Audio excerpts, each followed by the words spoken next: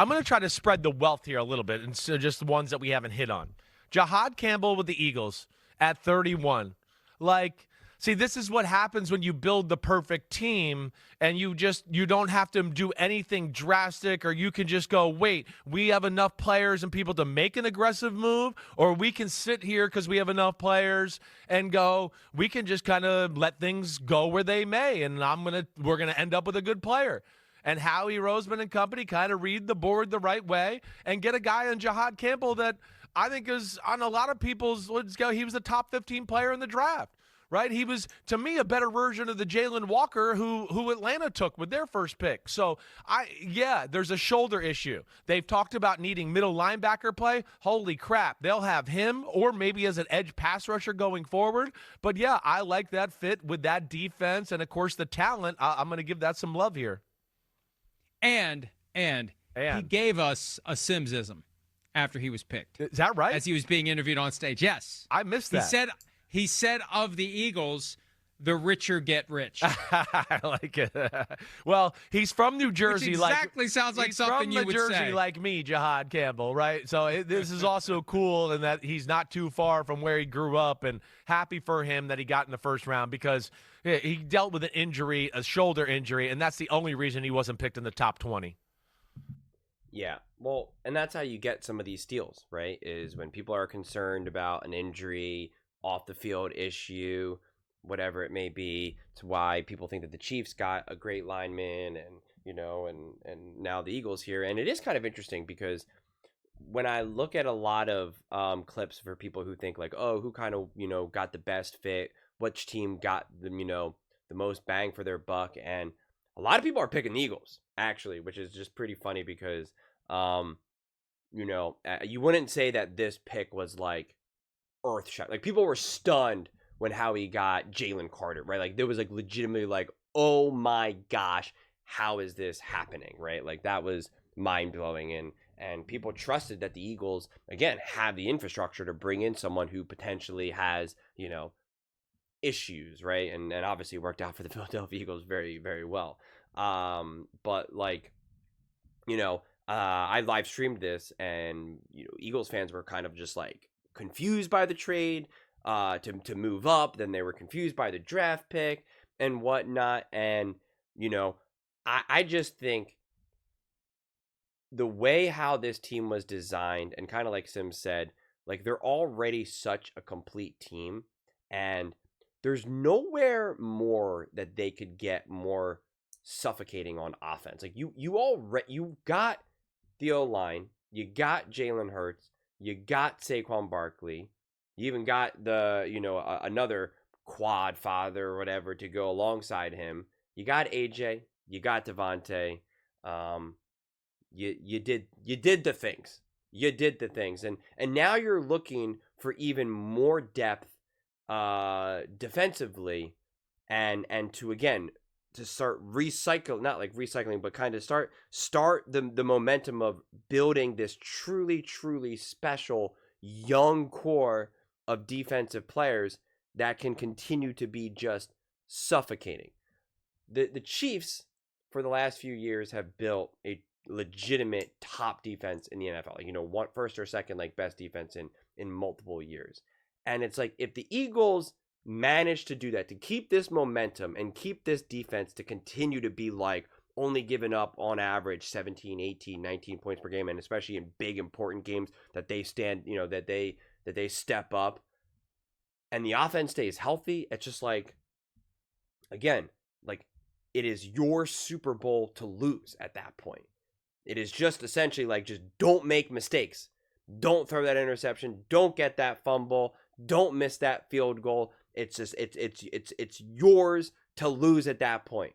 If this defense can even get even slightly better, or again more resilient to the injuries that we know will of course happen, again the ability to extend this special defense for the next 1, 2, 3 years, it's just like, how are you not going to continue to be contenders unless, like, this offense can't just fall off a cliff? Is it going to change? Is it going to morph? Are they going to find ways to slow down Saquon? Are they going to try to make Jalen Hurts throw the ball more? Like, all that stuff can be true. all of it. But it all gets dictated by the defense.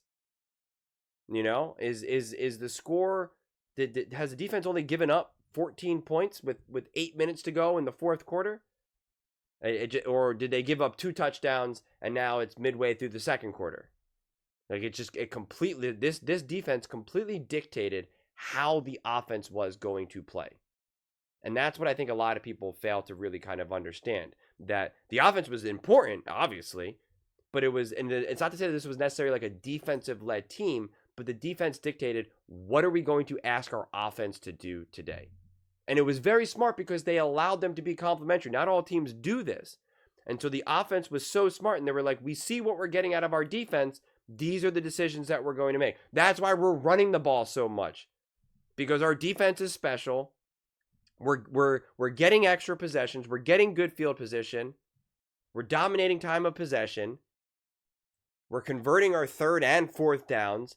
Like we don't have to do anything crazy. We don't have to back ourselves into a corner. We don't have to dance around with momentum swings. And so it was just very smart.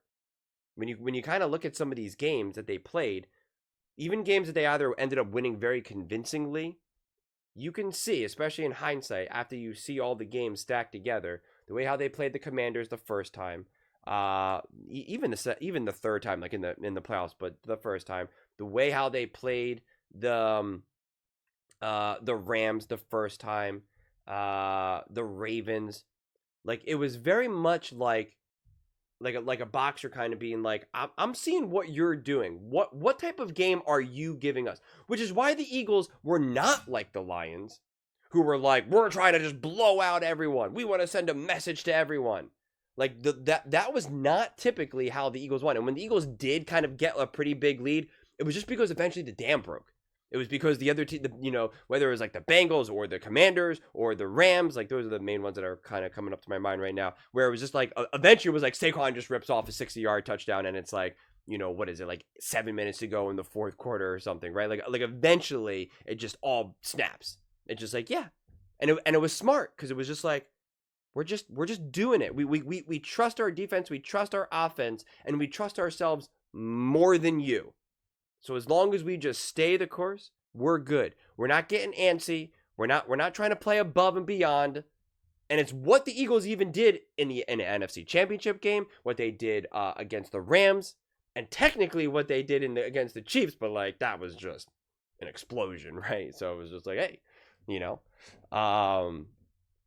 but they actually rode the waves of how the individual game unfolded. They allowed the game. We always say, like, let the game come to you. Let the game come to you. And the Eagles really did that in virtually every single game. Even a weird game like against the Browns. And that's why, in hindsight, at first, you're kind of like, man, that game shouldn't have been as close as it was. And it was like, yeah, but they won. And they understood what it takes to win. They understood, yeah, everybody was really hoping that they were going to come off of the bye and just rock the Browns. They were gonna beat them 35-7 or something, right? Like that was gonna show how great they are, and they didn't, and it was totally okay because they just went with how the game unfolded, and it's how they won essentially every single game they played, and how they won every single playoff game, and how they won the Super Bowl. And Tom Brady highlighted it against the Packers, right? When he was just like, no. Like the crowd was booing, when they handed the ball off. I think it was like kind of near the end of the second, of the first half.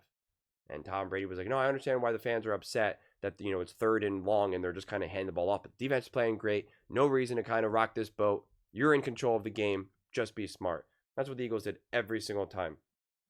And again, that's because of defense. You can't just be smart when you're just all about the offense. Think about the Eagles in the Super Bowl against the Kansas City Chiefs when they couldn't stop them. You couldn't allow the game just to come to you in that regard because it was just kind of like, gotta keep up,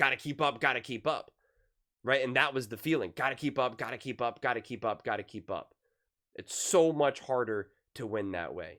But if you're keeping even games close and you know how potent your offense is and how great your defense is, you are going to get that extra turnover. Your O-line is going to finally just just as they said recently, take the love of the game out of the eyes of the defense, and you lean on them, and that's how you get those big runs. That's how you start to gash them. That's how, 1 minute it's like, oh, this is a 3-point game, 14 to 12 or whatever, 14-10, and then before you know it, you're like, what? It's 28-10. Like, how did that happen? And it's just like, it's just staying the course. So I love that the approach that the Eagles are taking, and it just it continues to kind of clarify, and getting someone like Jiaad Campbell, and again continuing to kind of just regenerate this young defensive core that can be special for years. That's how you continue to let the game come to you. And as long as you still got Jalen Hurts, A.J. Brown, Saquon Barkley, that O-line, you gotta go to battle with the Philadelphia Eagles. They ain't going anywhere. But those are just my thoughts. I'd absolutely love to hear yours. What do you guys all think about the Philadelphia Eagles? Do you think that they top the best first round for the NFL draft fits? Let me know in the comments below. I read every single comment. So whether you agree with me or disagree with me, either way, let's get in some discussions. Let's get in some fights. But ultimately, let's just have some fun. And please do consider subscribing. We are building an amazing community here, and absolutely love to see you part of it. I want to build something that we all genuinely feel connected to. Something that we're really excited to be part of. I think we're on our way to doing it. And please don't forget to give this video a thumbs up, as it really does help the visibility and the algorithm. Thank you so much. See you next time.